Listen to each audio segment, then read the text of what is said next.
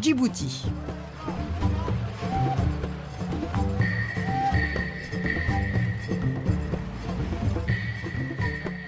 Erwan de Queiroz a parcouru 6000 km pour trouver les perles.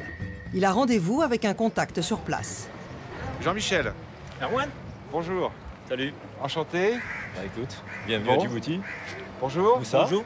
Moussa. Qui va être ton interlocuteur local ici. Tu es le guide alors? Oui. Très bien, enchanté. Ouais, très beau, un peu chaud. Jean-Michel est un Français installé à Djibouti. C'est Moussa, le guide-interprète, qui va accompagner Erwan dans son aventure. Super. Génial, allons-y. C'est parti. Pas de temps à perdre, Erwan prend immédiatement la direction du lac Salé. Alors, le lac Assal, on va jusqu'ici, en voiture, c'est ça? Le lac est à 2 heures de route de la capitale. C'est la seule information dont Erwan dispose. On ne sait pas du tout réellement ce qu'on va trouver. On sait que les perles de sel existent, puisque, on en a déjà vu, mais voilà. L'objectif, c'est de savoir quelle quantité on peut trouver. Est-ce que c'est sur 100 mètres carrés? Est-ce que c'est sur des hectares? Et puis quel est le côté renouvelable aussi de la production? C'est-à-dire qu'il y a peut-être 3 mètres cubes à récupérer maintenant tout de suite, mais combien d'années faudra-t-il pour refaire 3 mètres cubes à nouveau? Ça, on ne sait pas. Ça.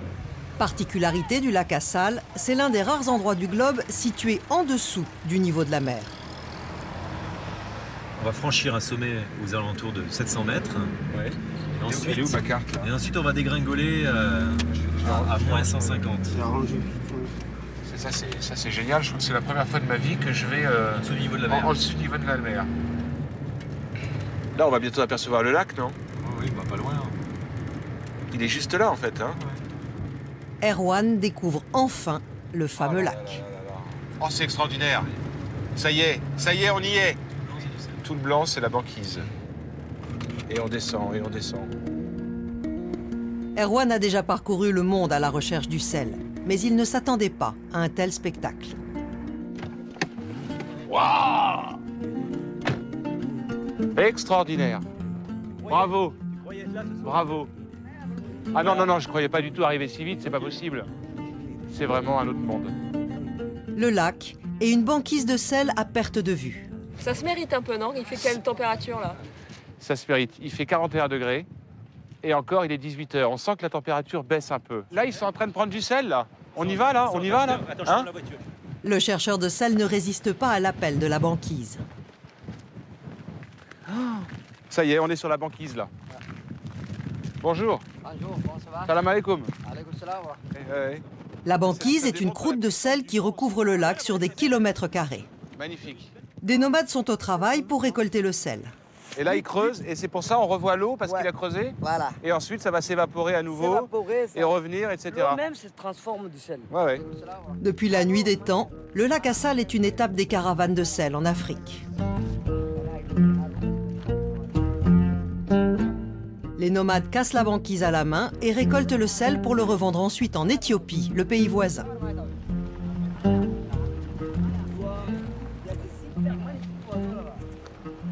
Voilà le ramassage traditionnel. Il reste en permanence. Alors, ici de l'autre côté, l'Éthiopie par cette oued, au fond, est à 80 km. Il y a un marché du sel sur la route goudronnée en Éthiopie D'accord. qui est spécialisé sur le sel du lac Assal, à 80 km de là. Mais là, c'est exclusivement pour les caravaniers.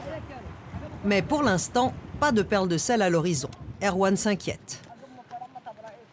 Là, les perles, on ne peut pas les voir ici, c'est sûr, puisque on voit bien qu'il faut vraiment qu'on aille au bout.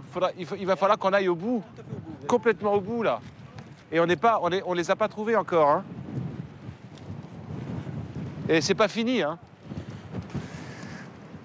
Il y a encore un peu de marche à pied, parce qu'on doit aller quand même, à mon avis, au bout du lac. Donc c'est quand même 1h30, 2 heures de route. Pour trouver les perles, Erwan va se joindre aux caravaniers. Ils ont accepté de le guider jusqu'à l'endroit du lac où elles se formeraient. De toute façon, on ne peut pas se perdre. Hein. Il suffit d'aller tout droit. Alors à gauche, c'est la montagne, et à droite, c'est le lac. Hein. Si tu veux pas Donc, te noyer d'un côté, tu peux marcher à tâtons même. Et puis, si j'ai bien compris, au moment où je tombe par terre, en roulant sur les billes, c'est qu'on n'est pas loin du but. Pas loin. D'accord. Merci beaucoup. Il est 20 h, Jean-Michel rentre à Djibouti. Erwan se met en route avec la caravane.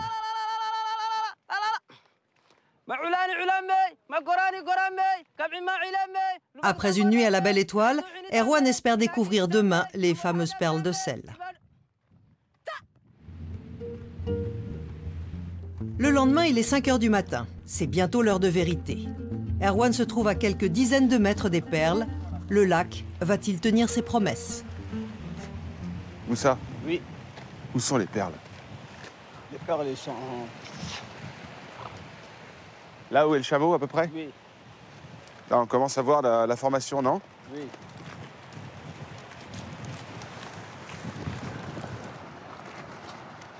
Des petites perles, hein? C'est le début, ça. Quelques mètres plus loin, la découverte est plus impressionnante. Waouh! Ça y est! Il y a un peu tous les calibres. Tu sais quoi? On va en prendre un peu, là, déjà. On va la nettoyer après. Erwan s'empresse de remplir un premier sac. Ça, c'est une découverte inouïe. Vous les voyez déjà là dans nos cuisines? Je sais pas, il faut quand même qu'on fasse des analyses et puis qu'on les nettoie bien. Ça va être très beau. C'est très visuel. Et là, le calibre est bien, hein. Tu vois, il n'y a pratiquement rien à rechanger, là. Hein. C'est parfait pour un moulin, ça. Superbe, magnifique. On va laisser nos petits sacs, comme ça, si on est perdu, hein. Erwan a trouvé les perles, mais il n'est pas encore au bout de ses surprises. Au bord du lac, les nomades veulent lui montrer un calibre de perles qui dépasse ses espérances. Oh là là! Oh là là là là là là là là! Et il y en a beaucoup? Beaucoup. Beaucoup, beaucoup? Partout. Oh là là, c'est magnifique.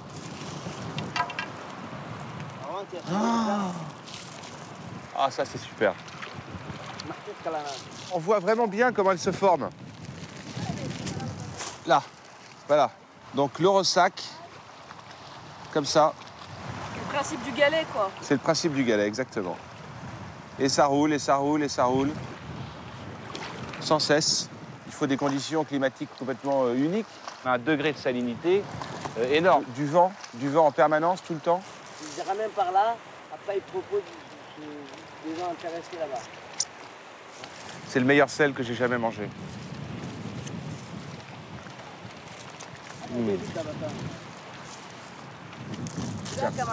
Ce qui est formidable, c'est qu'il n'y a aucune impureté là. Ça, c'est les échantillons que je rapporte pour quelques restaurateurs, pour quelques bons clients chouchous. Erwan veut absolument importer ces perles en France. Selon la tradition, le sel appartient aux nomades. Ils peuvent l'exploiter et le revendre comme ils l'entendent. Et là, c'est interdit, ça, de prendre? Là, c'est pour nous. Pour C'est les pour- locales et pour les alentours, rien n'est interdit. Rien n'est interdit. Caravane. Erwan veut mettre en place sa filière d'approvisionnement. La négociation commence sur le champ. Dans 4 semaines, combien on peut avoir maximum? Même s'il descend. Dis-lui que même s'il veut 200 sacs, on peut les lui trouver. 100 sacs, c'est trop. Je te jure qu'on peut faire plus de 100 sacs. Attends, ça demande beaucoup de boulot. Et alors, on le fera le boulot. On est capable de remplir autant de sacs qu'il voudra. Seulement, il faut qu'il nous livre des sacs vides. On a 100 sacs. S'il nous donne 100 sacs, c'est à nous de nous organiser. Tu te rends compte? Ce gisement, pour nous, c'est plus que de l'or. Affaire conclue.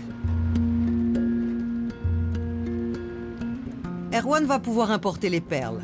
Mais pour le moment, il faut quitter les lieux. Il est à peine 9 h du matin, la chaleur est déjà insupportable. La température avoisine les 50 degrés. Le lac Assal est la région la plus chaude d'Afrique. Erwan ramène ses premiers échantillons. Oh là là là là là, mon Dieu, mon Dieu, mon Dieu. Et là, il est costaud, hein. 50 kilos.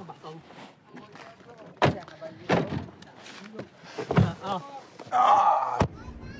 Bye bye. Retour à Djibouti-Ville, Erwan n'attend pas. Pour faciliter la récolte des nomades, il veut leur acheter des outils.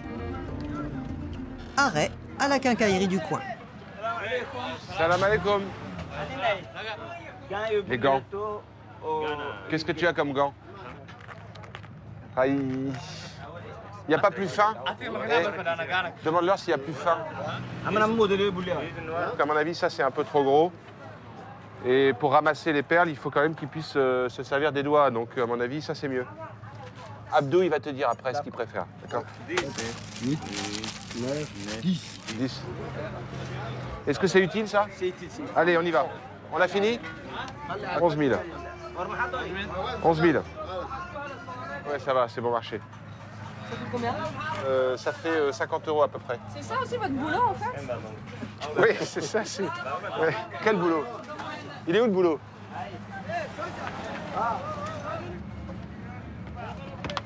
Ok, allez. On y va. Bah, c'est pas organisé. Moi, ce que j'adore, c'est justement quand c'est pas très organisé comme ça. C'est vraiment...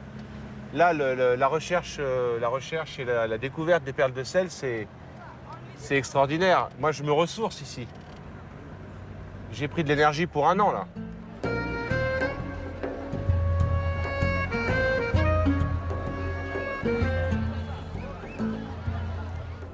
Dès le lendemain, Erwan et Moussa retournent au lac Assal. Il n'y a pas de temps à perdre. Oh, Abdou! Nagassi. Dans 2 mois, la chaleur sera telle que la récolte devra s'arrêter. J'ai les outils, j'ai les gants, j'ai les sacs. Tu as bien fait. Tiens. Ça, c'est une pelle. Tiens, regarde, Abdou. Ça, c'est des gants. Tu as eu déjà ça ou pas? Quand est-ce que tu commences? Demain. Demain. Tu vois. Demain matin. Demain matin. Inch'Allah. Inch'Allah. Ça ira ou pas, ça? C'est bon, c'est bon. Tiens, essaye ça. Voir si c'est mieux. Bon, Moussa, il va essayer et il te dira si c'est bien ou pas. Oui, oui. D'accord? Oui. T'as 100 sacs, là. 100 sacs. Ok. Les gants, la pioche, Ouais. bon là c'est vraiment un matériel Ah, rudimentaire quand même là. Bon, c'est limite honteux. Bon, enfin c'est parce que je les ai vus, ils avaient rien. Alors bon, on démarre avec ça. On va voir si c'est le bon matériel. Bon, si c'est du bon matériel, parce que la pelle elle est comme ça, on peut avoir des pelles différentes. Ça. Si c'est du bon matériel, on en prendra un peu plus. Abdou, c'est bien pour toi d'avoir ce travail? Oui, on va essayer. Après, si on finit de travail, si c'est bien, si c'est Allah qui connaît maintenant. On n'a pas commencé. Demain, on va commencer, Inch'Allah. Je suis très content. C'est une belle rencontre. Tu vois, Voilà. on est revenu. Après, je dois partir en Europe. C'est fini, mais je reviendrai. Inch'Allah. Inch'Allah. Avant de partir, Erwan met des numéros aux différents calibres de perles qu'il veut recevoir en France. C'est pour essayer de simplifier la discussion au maximum parce que par téléphone, à distance, entre Roche-Corbon et le lac Assal, c'est pas facile. Donc on va avoir un discours le plus simple possible. Tant de bidons de 25 litres de calibre 1, tant de bidons de calibre 2 et tant de bidons de calibre 3. Erwan, cette fois, il n'y a plus qu'à alors. J'aimerais bien dire ça. Non, c'est bien, c'est bien. Abdou, il a l'air super. Franchement, je suis assez confiant. Bon, il y a beaucoup d'inconnus. Hein. C'est pas du tout... Enfin bon, il y aura des problèmes. Voilà, il y aura des problèmes. Mais c'est pas grave. On va les gérer. Et puis d'ailleurs, s'il y a des problèmes, je reviendrai. Tant mieux. Non, ça va aller, ça va aller. Abdou est sérieux. On y va. La filière est en place, mais rien n'est encore joué. Il reste une étape cruciale, s'assurer que ces perles sont conformes aux normes sanitaires européennes et qu'elles sont bien comestibles.